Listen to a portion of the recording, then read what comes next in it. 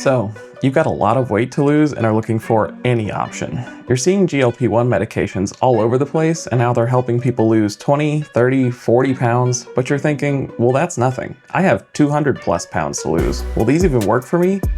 That is an excellent question. Hi, I'm Josh, and so far I've lost 140 pounds with the help of GLP-1 inhibitors. And today I'm going to show you if you can do the same. I'm ecstatic. The fact that you're here means that you're trying to make a change, like I am. But I'm gonna get real with you here because there's some things that we need to recognize before we move on. I'm currently 428 pounds. I started at 560 pounds. And if you're like me and got to a weight like that, you're not normal. Let me show you why. I'll drop a link to this website in the description. So you put in your height and weight and it calculates your body mass index. This is essentially your height divided by your weight and is a standard measure for the level of obesity in a person. You can see my starting BMI was a whopping 68.2. Even now, at my current weight, it's 52.1. Well, if you look over here, you'll see that the National Institute of Health defines anything over a BMI of 30 as obese.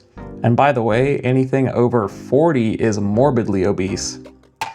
A healthy BMI is 18.5 to 25, which, as you can see for me, is around 180 pounds. Now, don't beat yourself up. Like I said, you're not normal. You deal with things that other people don't have to deal with, which is why they don't have such a big problem with their weight. Stay tuned because there's really good news for you ahead. But first, let's figure out why specifically you struggle with this so much when not everybody does. Food noise. It's a relatively new term. It seems to have come around with the advent of these medications. Food noise is simply you thinking about food. Now, I know this sounds silly, but you may not even realize how much of a problem this is for you. Some people think about food sometimes, some people think about food a lot. You probably fall into the second category and don't even realize it. Food noise is your body's natural mechanism to make sure that you don't, starve to death. But for some people, this mechanism is way overtuned. If you fall into this not normal category that I keep mentioning, you probably think about food all the time. And a lot of the time it's probably subconscious, so you don't even realize it. And this behaves like any other addiction, and the dopamine rush that you get when you eat, finally, is just the same. This leads to all sorts of other problems too. Binge eating, torturing yourself mentally because you can't control yourself, and of course, while you're here, weight gain. This food noise that we struggle with so much is at least partially created by a hormone that your body makes called glucagon. GLP-1 stands for glucagon-like peptide. Yeah, I know. GLP-1 receptor agonists work by mimicking and amplifying the effects of the glucagon that your body naturally produces. This gives you the four following benefits. It triggers insulin release from your pancreas. Insulin is what your body uses to burn food you eat into energy. It also lowers your blood sugar. So if you're pre-diabetic, or actually diabetic, this medication can help you. Number 2, blocking glucagon secretion. Glucagon is the hormone from before. It injects glucose into your bloodstream to raise your blood sugar. Number 3, it slows digestion and your stomach actually emptying out. This means that your body releases less glucose into your bloodstream after eating, and that you stay full longer as your food stays with you longer. And number 4, and potentially the most important, appetite suppression. GLP-1s stimulate receptors in the brain that regulate your appetite, reducing cravings and the food noise. So these medications can reduce your food noise levels to normal, which is absolutely amazing. I didn't even realize it was a thing until it was gone. There are several GLP-1 medications available on the market, but the two main ones approved for weight loss are Semaglutide, sold as Wegovy and Ozempic, and Tirzepatide, sold as Zepbound and Mounjaro. Semaglutide is a basic GLP-1 receptor agonist, so you already know all about that. Tirzepatide is a dual-action hormone receptor agonist working on both GLP-1 and GIP, or glucose-dependent insulinotropic polypeptide receptor. Good lord. For our purposes anyways, GIP functions pretty much the same as GLP-1. So with tirzepatide, you basically get the same effect attacking on two fronts, and this shows in the results. During a clinical trial, large random samples of users of obese weights were given both Zepbound and Wegovy. The average Wegovy user lost 14% of their body weight, whereas the average Zepbound user lost 20%. Now, don't worry about those numbers too much, we'll talk about that later. The important takeaway from this is that tirzepatide is, on average, more effective. That's not to say that semaglutide doesn't work. In my weight loss journey, I lost my first 20 pounds on my own, and then the next 80 with Wegovy, semaglutide. The following 40, up to now, has been on Zepbound. The most important factor to decide between them is actually the side effects. So I'm sure you've heard all about the horrific side effects that these medications can have, but to be honest, it's a bit overblown. People react wildly differently to both of these medications. Some people can't handle either, some people do really well on one and really bad on the other, and then some people have no problems at all. The good news is you start at a really low dose and slowly increase it over several months to the full amount. Most, not all, people usually feel the positive effects early on, but this allows your body to get used to the changes.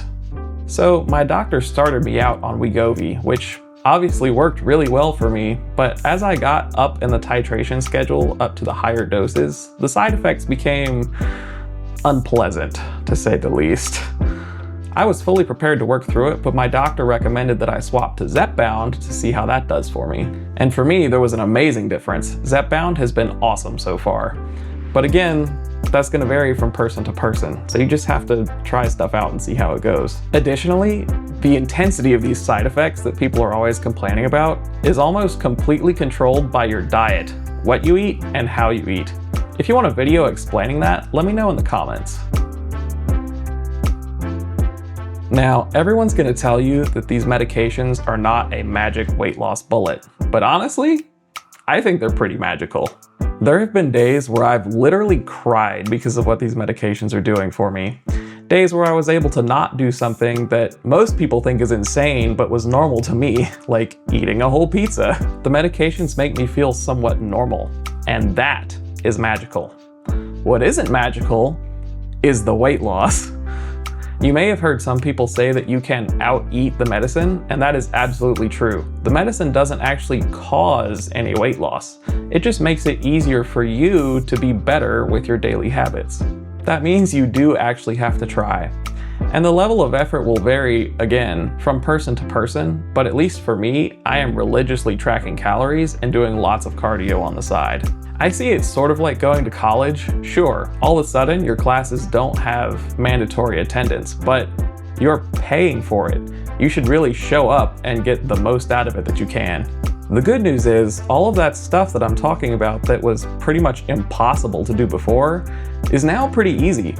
There are actually days where I've completely forgotten to eat, and let me tell you, that wasn't happening before. The manufacturers of these medications state 15 to 25% body weight loss. I need to lose more than that. Yes, they do state that, and the independent clinical trials come up with similar results. That being said, these statistics were developed in studies with people in that obese range of BMI, so realistically they didn't have more than 20 to 30% of their weight to lose. The medications do tend to lose a little bit of effectiveness over time, but there's no reason you can't take them as long as you need and lose 50, 60, 70% of your body weight depending on how much you need to lose. I've already lost 20% of my body weight, and I lost 6 pounds just last week. It's still working great. I've seen people say this medication can cause you to need gallbladder removal. Is that true? Well, sorta. But these medications will not cause you to need to get your gallbladder removed. That being said, any large weight loss, especially when done quickly, can cause this issue for you. So in recent years, with the advent of these medications, a correlation has been made, because all of a sudden, all these people taking the medication have had gallbladder issues. But realistically, if you ever want to lose the weight, this is something you may face. And again, it doesn't happen to everybody, just some people. And the slower you go, the better off you are. I personally am ignoring that and going fast, and hopefully I won't have any issues, knock on wood. I hate needles. Can I take oral semaglutide? Well, yes, oral semaglutide does exist. It's sold under the brand name Rybelsus. I think that's how it's pronounced. Unfortunately, it's not currently approved to treat obesity, so your insurance won't cover it. And even if it did, your doctor may not prescribe it. That being said, the effectiveness for weight loss purposes is way lower than the injection. But more on this later. Will I regain all the weight if I stop taking the medication? This is a tougher one. A lot of studies do show that most people, when they stop taking this medication, do regain a lot of the weight back. The manufacturers actually recommend staying on this medication for life. Of course, that's not an option for most people because insurance companies won't cover it after you've hit your goal. Now, I think there's a few ways to look at this problem. Number one, most people in these studies lost 20 to 50 pounds. And for you, you know how little that is in the grand scheme of things for someone our size. And two, yes, the food noise will probably come back, but now you'll be accustomed to your new healthier lifestyle, so if you stay diligent, you should be able to manage. Realistically, someone that's been to a weight like I have is probably gonna struggle with their weight their entire life. But after losing all of that weight, you'll be on the right side of the fight, which is gonna be much easier to handle than the seemingly insurmountable task of losing it all in the first place. And number three, everyone goes through their own journey, but those people that lost 20 to 50 pounds went through something completely different from someone who lost 200 to 300 pounds. Being hundreds of pounds overweight is a life-defining trait. I have hated that part of my life. I will never go back when I lose all of this weight. And plus, I'll feel so much better as a person after losing all this weight that even if I lose some of that conviction, I still won't ever want to go back. And that will keep me strong. All that being said, the science is still relatively young. These medications have been around for a long time, but only in the last 3 to 4 years or so have they become super mainstream and used specifically for weight loss. So there is so much money being pumped into these medications for research, improving them, coming up with new versions, etc. And I've seen that there's already new oral pill form versions of the medication that are in the works that are supposedly more effective than the shots. So I seriously doubt wanting or needing to take this for the entire span of your life is going to be a problem in the near future, but for now, it's not a great option. How on earth do you afford this medication? Yeah, that's definitely a problem. I've been super lucky in that my insurance actually covers it. So my insurance plus the manufacturer's savings card brings it down to about $50 a month, which isn't great, but I'll certainly take it over full price. Unfortunately, insurance coverage for these medications varies wildly and is changing constantly. I'll make a video about that in the future. But the short and sweet is, if your insurance doesn't cover it, you're probably going to need to be very financially well off to afford this medication. I believe the best you can do for the official injector pens is $499 a month from Lilly Direct, and that's for Zepbound specifically. Or you're looking at around the $200 to $300 range for compounded semaglutide, but there's some regulation stuff going on with that, so I wouldn't hold your breath there either. Should you try GLP-1 medications if you're massively overweight? Absolutely yes. These medications work better for people like you than they do for most people.